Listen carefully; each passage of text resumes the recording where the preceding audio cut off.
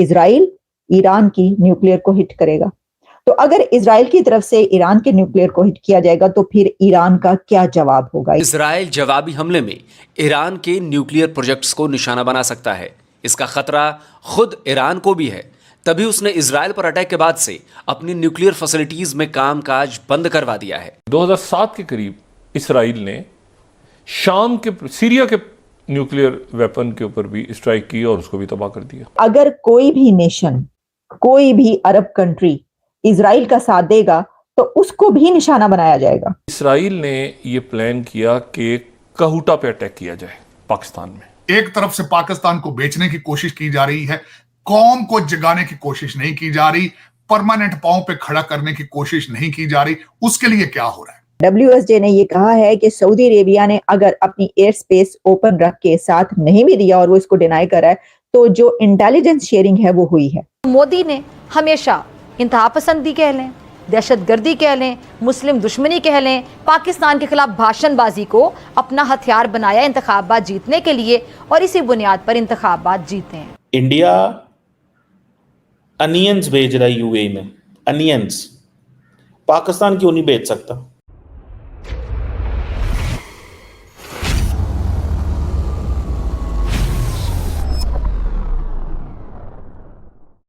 है कि Israel Iran के न्यूक्लियर फैसिलिटीज को हिट कर सकता है।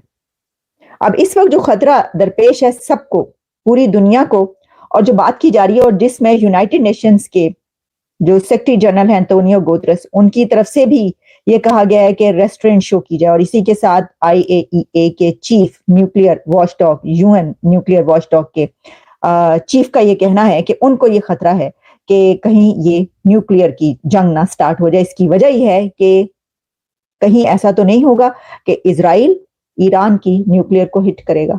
तो अगर इजराइल की तरफ से ईरान के न्यूक्लियर को हिट किया जाएगा तो फिर ईरान का क्या जवाब होगा? ईरान ने जो ये कहा कि उसके पास भी ऐसा हथियार है तो उसके पास कौन सा हथियार है, क्या ईरान उसका जवाब देगा? अब प्रॉब्लम यह है कि अगर क्या ऐसा होगा, इजराइल जवाब देगा, इजराइल जब हमला करेगा और उसका हमला कैसा होगा उसके जवाब में ये हो नहीं सकता कि ईरान फिर उसका जवाब ना दे। तो ये जवाब दर जवाब का सिलसिला शुरू हो चुका है। तो इसमें अब एक और चीज जो सामने आ रही है वो ये है कि इजराइल ने अरब नेशंस से कांटेक्ट किया है और इजराइल ये चाहता है कि अरब नेशंस जो हैं वो इजराइल के साथ खड़ी हों। नेतन्याहू इस वक्त ये कोशिश कर रहे हैं कि वो अरब नेशंस, जिसमें कि UAE, सऊदी अरेबिया, कतर और जॉर्डन, ये तमाम कंट्रीज इजराइल के साथ खड़े हों। कान जो कि पब्लिक ब्रॉडकास्टर है उसकी तरफ से ये खबर दी गई है और ये कहा गया है कि इस वक्त इजराइल की जो कोशिशें हैं वो ये हैं कि वो अरब नेशंस जो है उनको अपने साथ मिलाए। अब कैसे? अरब नेशन से इस तरीके से कि इजराइल ये ख्वाहिश है कि जैसे पहले कंट्रीज जो कि वेस्टर्न कंट्रीज हैं उन्होंने बढ़कर इजराइल का साथ दिया और ईरान की तरफ से जो ड्रोन फेंके गए उनको इंटरसेप्ट किया, तो अगर जो अरब नेशंस हैं वो भी इजराइल का साथ देती हैं तो फिर ईरान के लिए बहुत मुश्किल हो जाएगी। इजराइल जवाबी हमले में ईरान के न्यूक्लियर प्रोजेक्ट्स को निशाना बना सकता है। इसका खतरा खुद ईरान को भी है। तभी उसने इजराइल पर अटैक के बाद से अपनी न्यूक्लियर फैसिलिटीज में कामकाज बंद करवा दिया है। ईरान ने भी साफ चेतावनी दे दी है कि अगर इजराइल ने उस पर हमला किया तो अंजाम बुरा होगा। ईरान ऑब्जर्वर की इस खबर को देखिए। लिखा है, ईरानियन पार्लियामेंट की नेशनल सिक्योरिटी और फॉरेन पॉलिसी कमेटी के स्पोक पर्सन अबुल फजल अमोसी ने कहा है कि अगर इजराइल हमला करता है तो ईरान उन हथियारों के इस्तेमाल के लिए तैयार है जो पहले कभी इस्तेमाल नहीं किए गए। यही नहीं, ईरान ने यह भी कहा है कि अगर इजराइल ने एक भी और गलती की तो उसका जवाब देने में दिन या घंटे नहीं बल्कि सेकंड्स का समय लगेगा।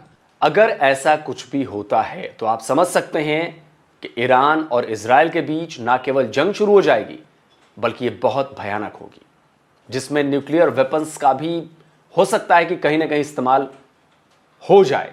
हालांकि ऐसा होना नहीं चाहिए क्योंकि दोनों देशों को पता है, खैर इजराइल के पास तो है न्यूक्लियर वेपन्स लेकिन ईरान के पास अभी घोषित न्यूक्लियर वेपन्स नहीं है।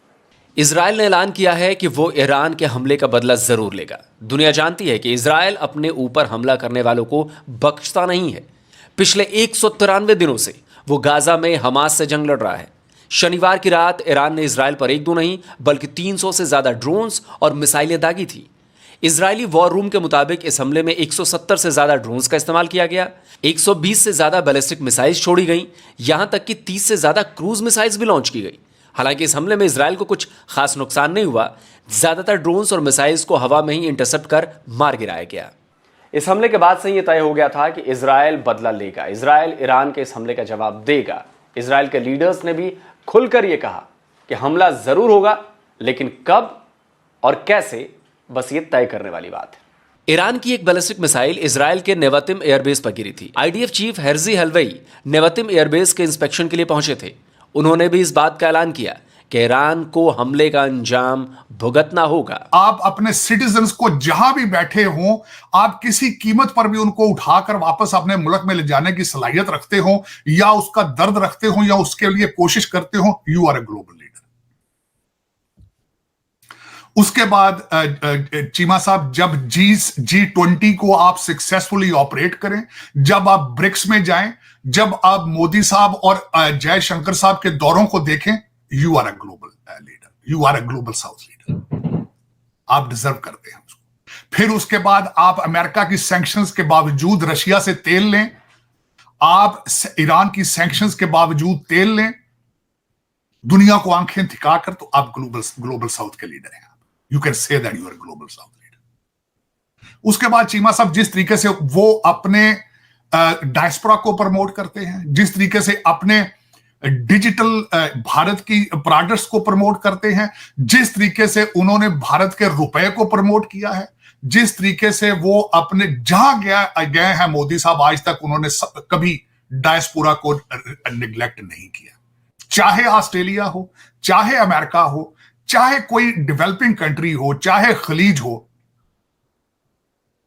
तो उन्होंने हमेशा जाके डायस्पोरा प्रमोट किया। उसमें ये तो एक इस list of things how they can call themselves a global south leader.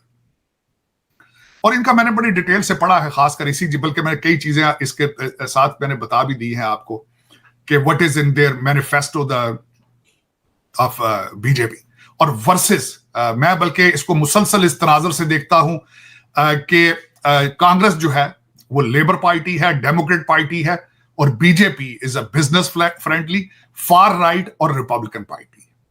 This is how I compare them with. और मेरे ख्याल में list of accomplishments, huge accomplishments of Modi period of last 10 years, और वो ही हैज बिकम इनविंसिबल, अनडिफीटेबल। उनको defeat करना और रिप्लेस करना, इट इज नॉट पॉसिबल।